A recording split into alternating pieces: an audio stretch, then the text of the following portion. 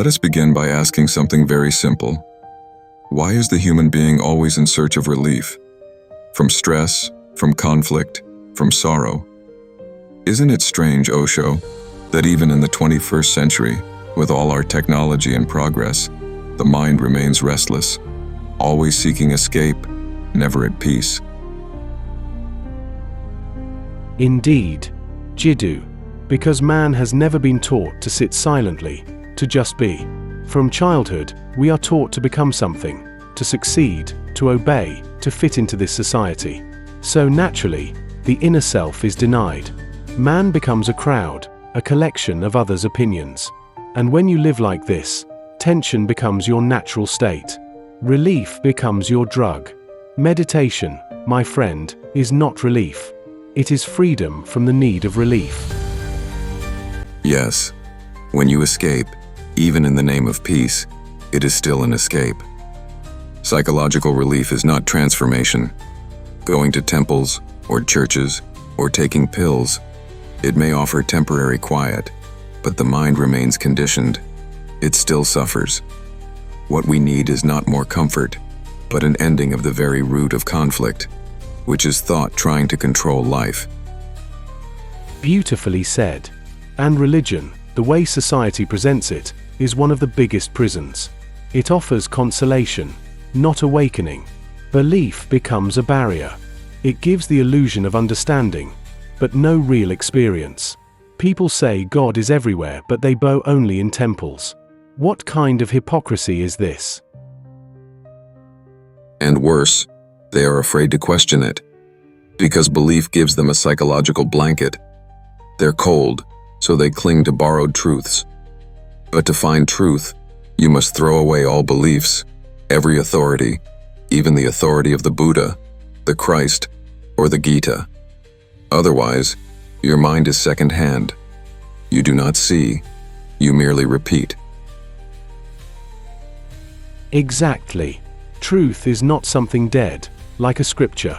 It is alive. It flows like a river.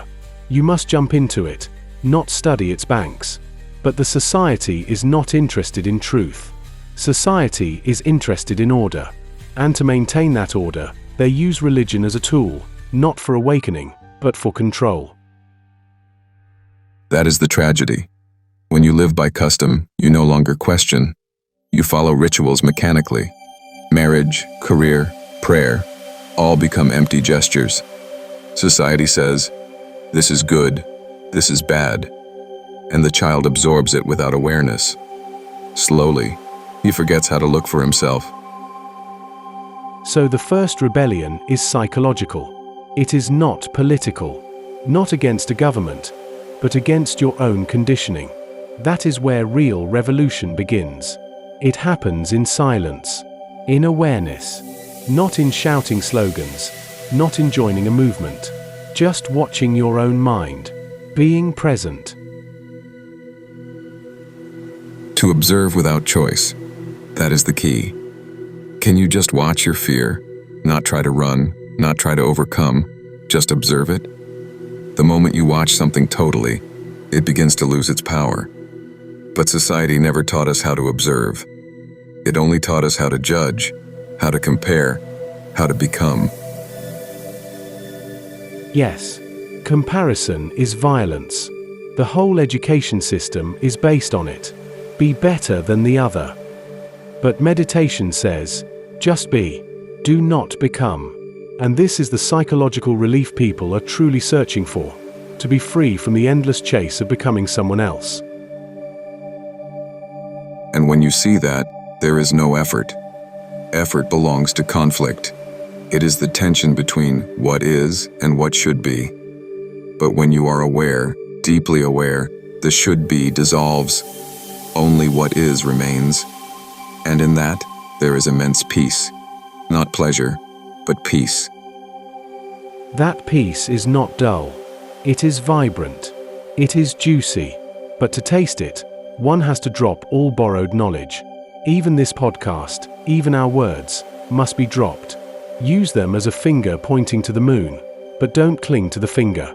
Otherwise, you'll miss the whole sky. I always said, don't follow me. Don't follow anyone. Be a light unto yourself. That is the essence of religion, not worship, but awakening. Not blind faith, but deep inquiry. And unless man begins to ask questions again, not politically, but inwardly, society will remain a machine. Dead, repeating, cold. And people will continue to suffer. They will call it fate. They will decorate their suffering with mantras and prayers, but it will still be suffering. Real prayer is not repeating words. Real prayer is silence. When your mind stops, when your heart becomes still, God enters. And then there is no need for a name like God. It is simply life, energy, love, intelligence. But you must die to the known, to everything you've collected in your mind. Only then can something new be born. Exactly. But the ego is afraid to die.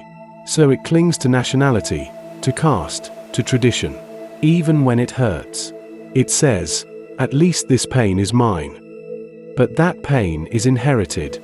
It is not natural. It is programmed.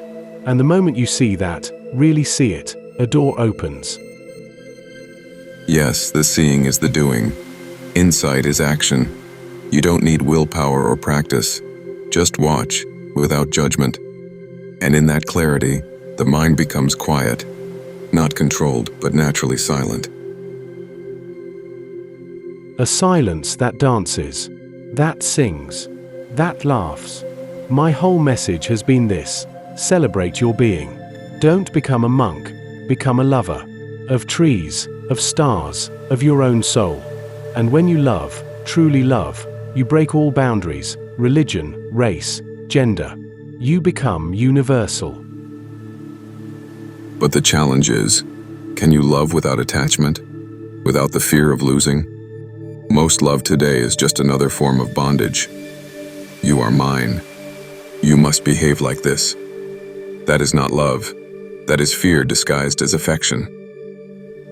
True love is freedom. It is when you allow the other to be completely themselves. No control. No ownership. Just presence.